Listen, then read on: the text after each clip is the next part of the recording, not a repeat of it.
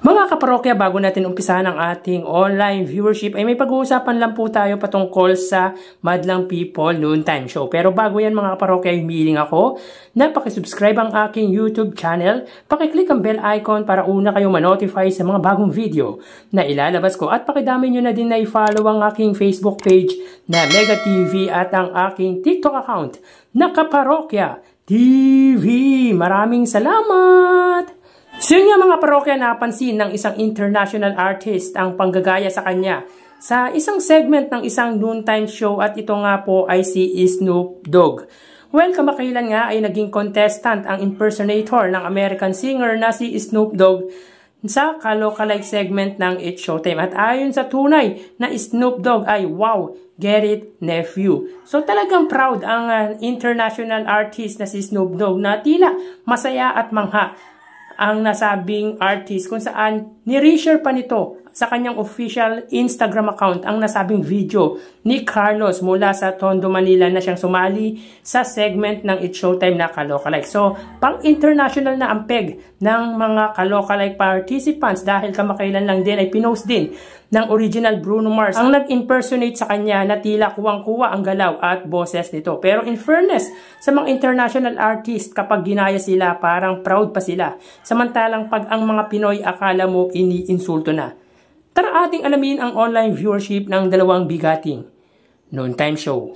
Para sa Eat Bulaga under TVJ Facebook page na may 2.6 million followers at sa It's Showtime naman po na may 18 million followers. So as of 1:31 PM ang It's Showtime po ay may kasalukuyang segment na Kalokalike. Samantalang ang Eat Bulaga naman po, sila po ay may kasalukuyang segment na Gimme 5. So dito makikita po natin mga kaparokya, ang It's Showtime po ay may 8,300 live viewers at ang Eat Bulaga naman po ay may total live viewers na 6,300 live viewers. Again, as of 1:31 PM ang It's Showtime po ay may 8,200 live viewers at ang Eat Bulaga naman po ay may 6,300 live viewers. Mapunta naman po tayo mga kaparokya sa TV Network YouTube channel at tunahin po natin ang It's Showtime. Under po yan sa GMA Network YouTube channel na may 36.6 million subscribers. At para naman po sa Eat Bulaga under TV5 Philippines na may kasalukuyang subscribers na 2.05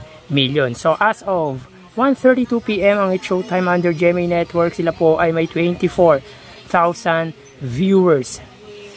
Ang Eat Bulaga naman po under TV5 ay may 34,000 live viewers. Again, as of 1:32 PM ang It's Showtime po, sila ay may 24,000 live viewers at ang Eat Bulaga naman po, sila ay may 34,000 live viewers. Under po yan sa kanilang main TV network na GMA at TV5. Mapunta naman po tayo sa main YouTube channel ng dalawang noontime show. Para po sa It's Showtime under ABS-CBN It's Showtime na may 2.39 million subscribers at para naman po sa Eat Bulaga under Eat Bulaga TVJ YouTube channel na may kasalukuyang subscribers na 1.12 million. So as of 1:33 PM ang It's Showtime po, sila ay may 74,000 viewers.